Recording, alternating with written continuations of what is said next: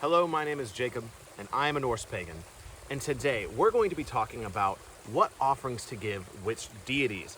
So this is a question I still get quite a lot in any of my DMs on Instagram or through email. And so this is something that I wanted to talk about in today's video. And essentially, how we're going to run through it is we're going to talk about, like, say, Odin. And then I'm going to give you what we know historically, as I always do, and then share with you, what we can infer to give to Odin then. And as we move through the list, we're going to find very quickly that there are certain deities that we just don't know enough about to actually infer what specific offerings to give them. So what I'm going to do is just share, like, hey, for these deities, here's what we can give them. And then at the very end of this video, we're going to be talking about what the pre-Christian, Scandinavian, Iron Age, Bronze Age pagans most likely gave and how to bring that into our modern age, as well as a few other, like, quick questions that a lot of people still have about offerings. So without further ado, let's go ahead and begin this video on offerings for the gods.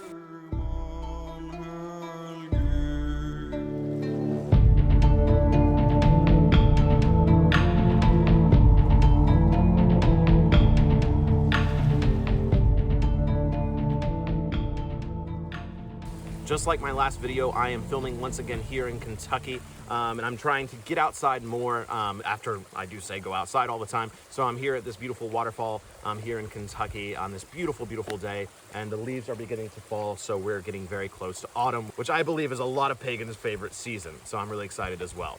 So to go ahead and begin this list, I'm going to talk about Odin. So I just got done with Odin week, so I have a lot of Odin knowledge in my mind, and you're going to get a lot more information in that nearly 2-hour-long series, so if you haven't already, please check it out. But as far as offerings to give to Odin, there's quite a few you can kind of go with. Now, as far as, like, tangible physical offerings, I think, we look at the line in the Poetic Edda that talks about how Odin only drinks alcohol and he doesn't actually eat in the Feast of Valhalla. So this is what a lot of people attach to, and it seems like, Odin is one of the go-to deities as far as things like whiskey, beer. I personally give him bourbon all the time, so maybe a regional alcohol of your choice. Lastly, with Odin, another one that I brought up during Odin's week is giving him things such as wisdom, less tangible offerings, sharing with him something that you've learned. So having a meditation, having a ritual where you share wisdom with him, I think is a really modern offering. I don't know if this was something that was given in the past. We really can't verify that, but I do think it's a good offering. As someone that follows Odin pretty closely, I think this is a really good offering to give.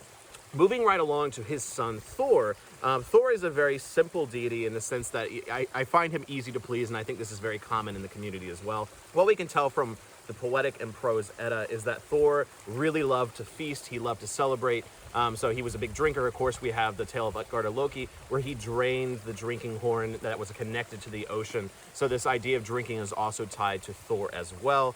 And I would also say, like, feasting, he's the warrior, so, anything tied to the warrior.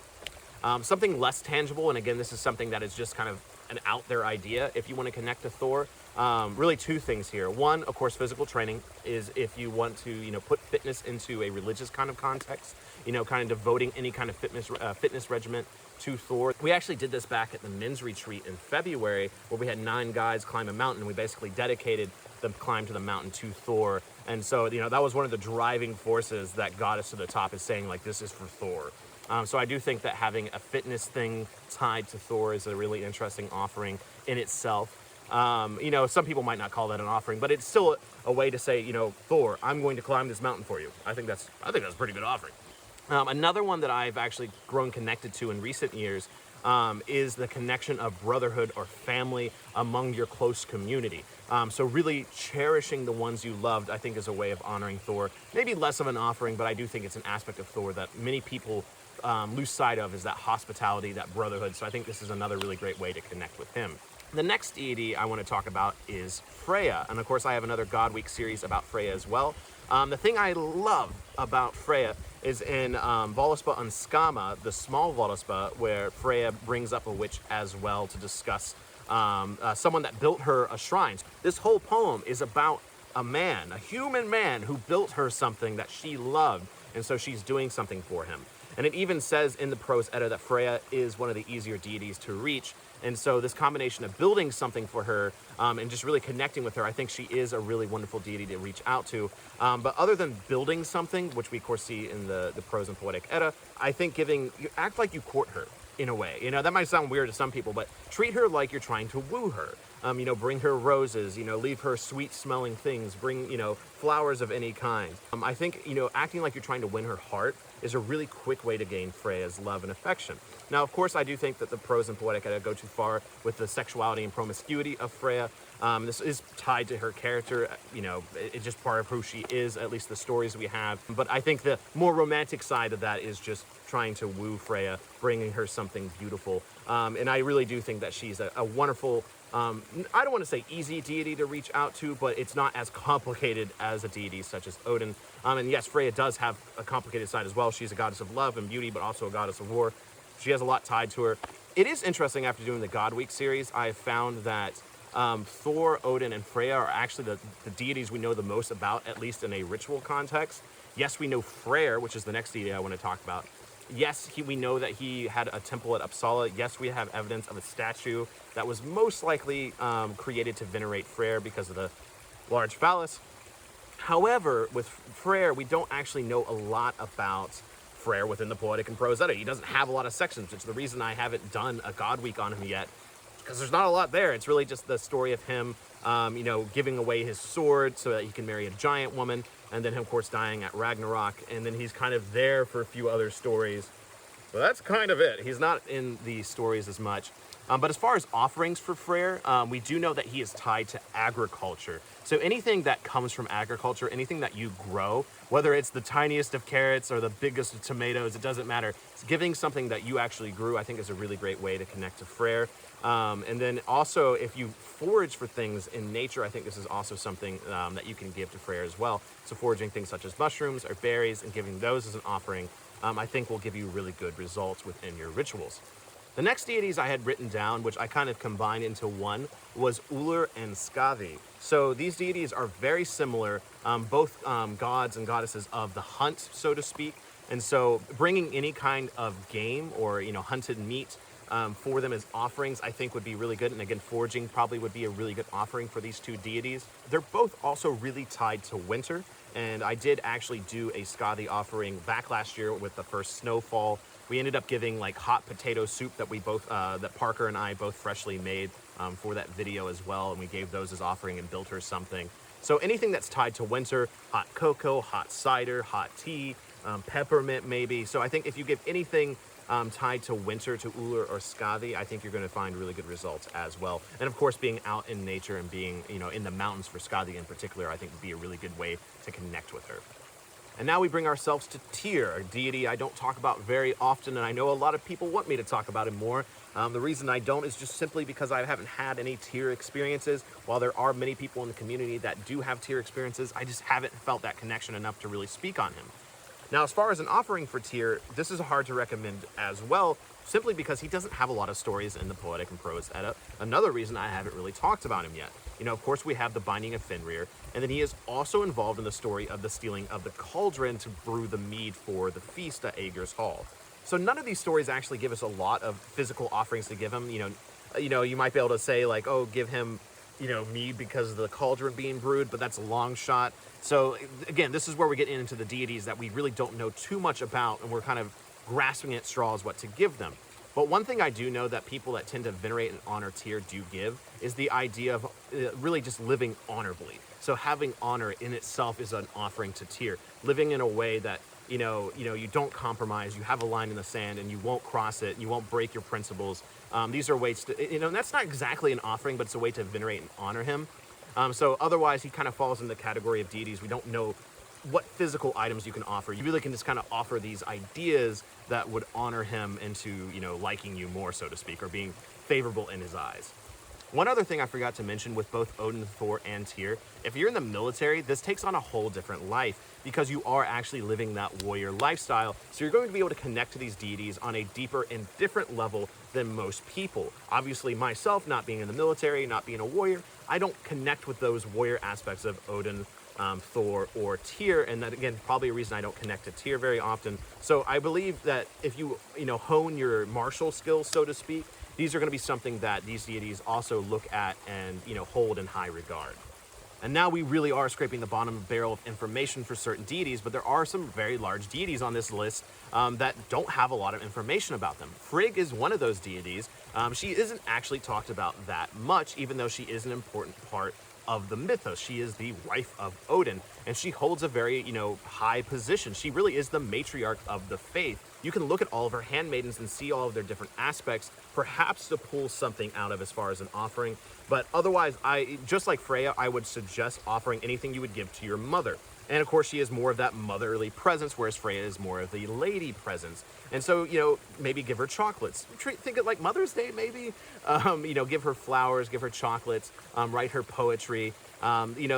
Really try to treat her as this loving mother, matriarch figure.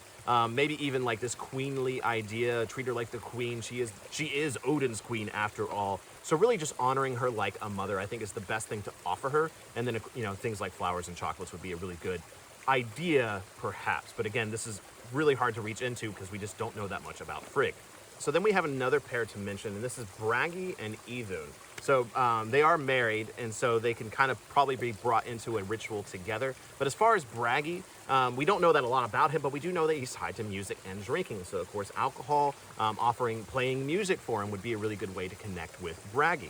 Now, when it comes to Idun, his wife, besides her marriage to Bragi, her life-giving apples are really the only aspect of Idun that we know. So, of course, offering things like apples or fruit in general would probably be a really good offering to connect with her. This next deity I want to talk about kind of fits together with another two. So Njord is most likely the ocean deity that you should try to connect with. He is the good ocean deity, so to speak. Aegir and Ran are kind of malevolent in the sense that they are kind of seen as these forces that drag people down into the ocean and kill them and hold their souls in Aegir's Hall. Now, of course, the gods do have feast in Aegir's Hall, and so the gods have a good relationship with him, clearly. However, again, they're seen as kind of these malevolent beings. So Njord really should be the go-to ocean deity. So as far as offerings for these deities, the most clear one is anything tied to the sea, anything tied to the ocean in the sense of fish, shrimp, clams, conch shells, any kind of shells, and maybe even like sailor stuff like rum or sea shanties. This is what I see a lot of people give is sea shanties. They sing sea shanties to these deities. And what I've given in the past is rum, but maybe even tropical fruit. We don't know that much about these deities, but we know enough to suggest quite a wide range of offerings for them. I did also add Balder to this list, even though we don't know that much outside of his death, only because I did do the Norse gods Balder video and I felt like I was able to connect to him a little bit more. And it was only because of the aspect of the funeral that I felt like I was able to connect with him. Now, as far as a beautiful day, yes, when I see a beautiful day, I think Balder a little bit more now because it was a beautiful day when I got to film that video. But as far as a physical offering, I really do think that anything tied to the funeral idea, because Balder is dead, or at least will die in the future. And so giving him things such as flowers or anything you would give, funeral arrangements, or maybe even building him a small little memorial to remember Balder's slain death, untimely death. It's a small connection, but it's something to connect with in a deity that we really don't know much about.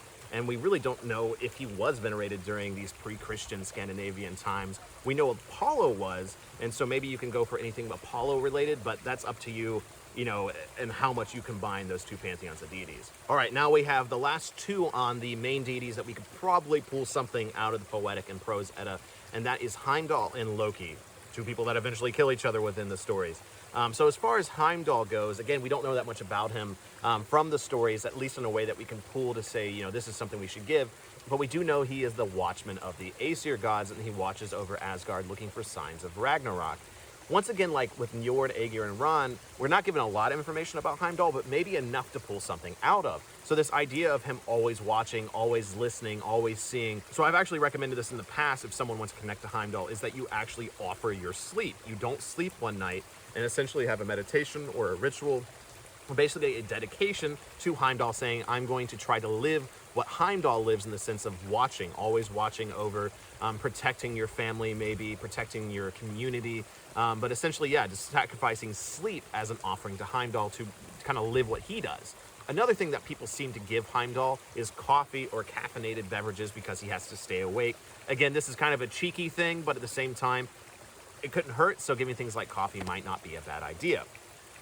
And now the last on this list, Loki. The reason he's last on this list, even though he is very popular nowadays as a deity to honor and venerate, you should probably just watch my Loki Week series because I kind of go into this. Is Loki an evil deity? Was he honored in the past?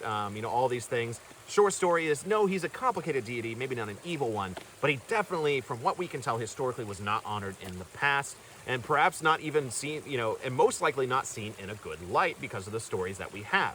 Now, that doesn't change the fact that there are tons of people nowadays that worship and honor Loki. So what to give him as an offering? Historically, I really can't tell you anything because he wasn't seen in that light, and we just don't have any information. But what seems to be given the most by people within my community, within the larger heathen community, is oddities. Anything that doesn't quite fit into the normal mold, you know, weird shaped objects, weird foods. You know, I've seen people give like vanilla whiskey, caramel bourbon, and things like that. Things that are odd to most people, but he would most likely like. And of course, I've said in the past in a very early video that Loki most likely likes tequila because he's probably a partier. And that makes sense still to me to this day. 2 years later at this point, that still makes sense to me. Again, Loki is not a deity that I necessarily honor or venerate, and he's not one I necessarily go around and say, everyone should honor and venerate Loki. By no means. This is really an acquired taste. So if Loki is a deity you want to venerate, this seems to be what most people end up giving him. So that is the list of deities as far as like most information that we have that I could dig up that would give us something to connect with. Now, we're about to move into the list of deities that I'm not, of course, not going to have everyone on, but deities that we don't know enough about to really dig anything out of. And so I'm going to give you some general ideas for offerings that you could give these specific deities, and really you could give any god to see what connection you can pull out of it. You know, I was really close to actually just filming this video inside in front of my altar space, but I thought, no, I'm back in Kentucky. Kentucky is beautiful. It's a beautiful day outside. So I'm going to film this video outside. I'm going to film it in a beautiful environment like this so that you can enjoy it along with me. So if you like the content here at the Wisdom of Odin and you appreciate the fact that I travel places to actually show you things and to talk about the faith in a place that it deserves to be talked in, please think about donating to Patreon. It's the only way I'm able to do this full time. And I mean, truly, it is the biggest honor and pleasure to do this and create videos for you. And I really hope you enjoy them. But if you really do want to support this channel, this is the only way it continues to happen. So thank you so much if you choose to support. And thank you for everyone that does choose to support already. Otherwise, I hope you're enjoying this video in beautiful Kentucky.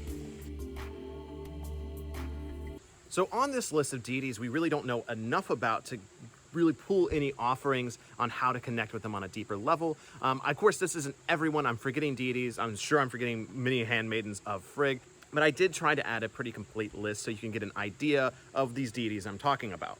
These deities such as Vidar, Magni, Mothi, Saga, Sift, Hermund, Nana, Huther, and Forseti are all examples of this.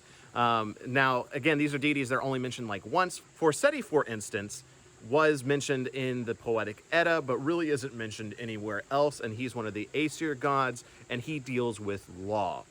That's all we know. So maybe become a lawyer to offer things to him? I'm not really sure. And other deities such as Magni and Mothi, which are the sons of Thor, maybe you can give anything Thor-related. But regardless, the point of this is that we don't know a lot about these deities, and we don't know a lot about a lot of deities, as you can tell from the list I've already given you. So what are general offerings that just kind of work and that you can try with really any deity to see if you get any kind of effect? And of course, mead. Of course, try mead with about every deity. I don't think you're going to get a bad response. Other things that you can offer is any kind of fruits or vegetables. If you're out in nature, I always recommend you get something that is biodegradable, that isn't going to harm the environment that you're in, that isn't going to be an invasive species if it actually plants and grows. So really kind of research your local area and see what won't harm your environment. But leaving natural things that will biodegrade in nature, I think, is a natural process of giving to the... Now, I've mentioned this before with indoor altar spaces. If you do use one, you may not want to leave food or be very careful because it will rot and decay there as well. So you're going to have to kind of choose when to dispose of that, which is something I'm going to cover at the end of this video as well. But I do think that alcohol is a go-to for just about anyone, and it also goes into a fire and makes a big boom. Another thing that I highly recommend, this is a highly recommend, something that I don't see enough in the community at large, really, not just in the Wisdom of Odin community, but the heathen community in general, is offer poetry. Create the gods and goddesses poetry from what we know about them. I mean, one thing that Snorri did right was the kennings. There's so many different kennings for so many different deities. Use these to your advantage. Create new kinnings. You know, Odin has so many different names, mostly from these kinnings. And so even gods like Balder can have several different kinnings, or even Forseti, Lawbringer, Justice Speaker, things like that. You can really create whatever you want. And so I highly recommend you write it down on a piece of paper, write them poetry, read it out aloud to them to honor that deity, then burn it so that it can never be used again or never be remembered except by the deity that you read it to. I think this is a really good thing to bring into your ritual practice. I think it's a really good thing to offer. So I could not recommend poetry more as something to give to the gods. And it's something that is completely free and just requires a little bit of creativity.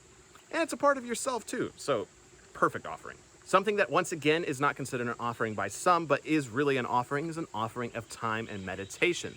Now, this doesn't mean that you just go out and stand and say, like, Odin, I'm giving you my time. Like, actually make it kind of a fanfare. Give it a little bit of ritual, a little bit of magic, like some candles or something. But really just give your time to these deities. Give your time to honor them and think about them and reflect on what they can teach you. Will offering time give you the explosive response that offering alcohol does? No, not really, but it is something that if you can't give anything physical at the moment, you know, time and meditation is a really good small and minor offering that you can give to any deity to experience and see if they have a connection with you.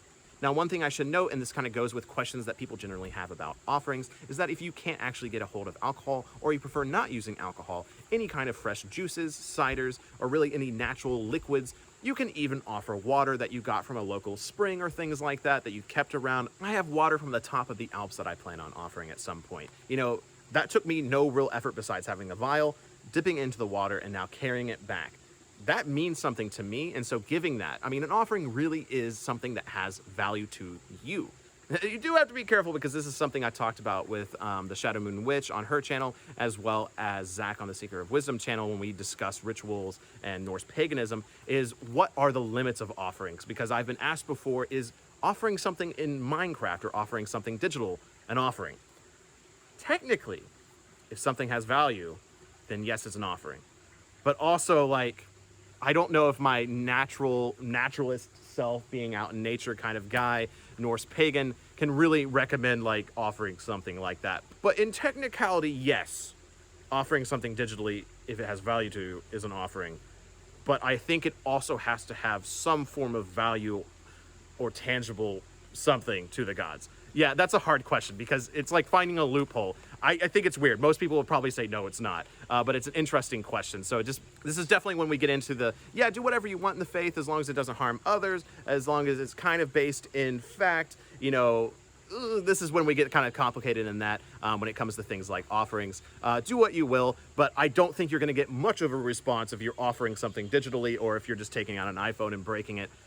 Try it out and see, but I don't think you're going to really get anything from it. I think you're going to get a lot more from having something that is more connected to the natural world or to yourself. With the last part of this video, I really want to cover, you know, kind of a PSA about offerings in general, as well as answering some last minute questions that I still get to this day quite often about the offering giving process.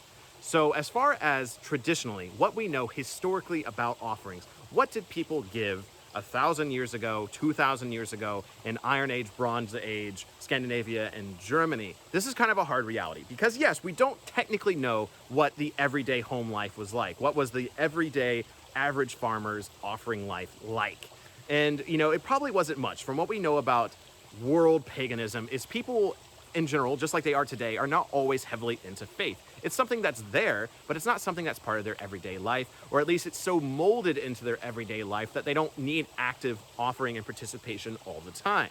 From what we can deduce historically about what rituals we do know is that offerings were not made very often. They were generally made during the celebrations and holidays throughout the year and throughout the agriculture cycle and the places these people lived. And this also meant that most offerings came in the form of animal sacrifices, which is not something that is common in modern heathenry. It is something that is still done, and that really is reserved for people that own their own land and own their own livestock, because those are the people that really only have access to this. And so this is why offerings have changed quite a bit. A lot of things that the modern pagan offers as a gift to the gods is something that probably wasn't offered back in the day. But times have changed. Not everyone can slaughter a goat every time they want to talk to Odin. This really isn't something that we can do in this modern age anymore. That is one of the reasons that this faith is so hard to practice in this modern era and so hard to talk about, is because we live in a very different world than our ancestors did 1,000 and 2,000 years ago. So our faith and practice is going to be different as well. So we're trying to take this like farming, agriculture, faith from 2,000 years ago and combine it with our modern world. And I think we're doing our best and doing the best we can. So everyone's going to give something different. Again, we have this question of, can I give offerings in Minecraft to the gods? And then people that still give offerings of animal sacrifices. There is a huge disconnect between those two things. So there really isn't one right answer. And I really do my best to not tell anyone they're doing their practice wrong. But just understand that there are many different ways to give, and also understand that we cannot necessarily all give the way the ancestors did 2,000 years ago. Now, there is something that we can learn from this, and that's something that can also be combined with the Havamal. And in Havamal, in particular around the rune section, it talks about that you should not pray often, that praying too much is not good. And I find this to be quite true. This is not Christianity. We don't have church every Sunday, and I love that. I also learned this personally in my own practice of this faith, is that you don't necessarily need to give very often. Throughout my entire time in Germany, I really didn't give a single offering. I really just experienced life, experienced the faith, walking around, going to the Odin statue, going to the mountains, and feeling those things. I didn't feel the need to give a physical offering every time something happened. Now, I might be thankful, but I didn't necessarily feel the need to give an offering. Now, moving into this coming week, we have another gathering with the Wisdom of Odin community. And I do plan on having some, offerings there myself, of course, running rituals with the other people that are attending. So gatherings really are becoming that, agriculture cycle for me, in the sense of like, this is the time to give offerings. This is the time to reflect and look forward. And so that's what gatherings really have become to me. Again, you can do whatever you want with your practice, but it does tell you in the Havamal to take your time and don't necessarily, give offerings and pray all the time. You don't need to. In fact, I really do think that if you just gave during the seasonal cycles, gave during the holidays, I think this is really the best time to give offerings to the gods. And, it's also not going to break your bank every time you need to go out and buy a bottle of whiskey to talk to Odin. You don't need to buy a bottle of whiskey to just talk to Odin. Last minute wrap up things for this video as far as questions I commonly get that also serve here if people are looking for it. I've already kind of covered one. If you can't offer alcohol, what do you do? Fresh squeezed juices, ciders, things like that. Great offerings. Time, writing them poetry, great offerings.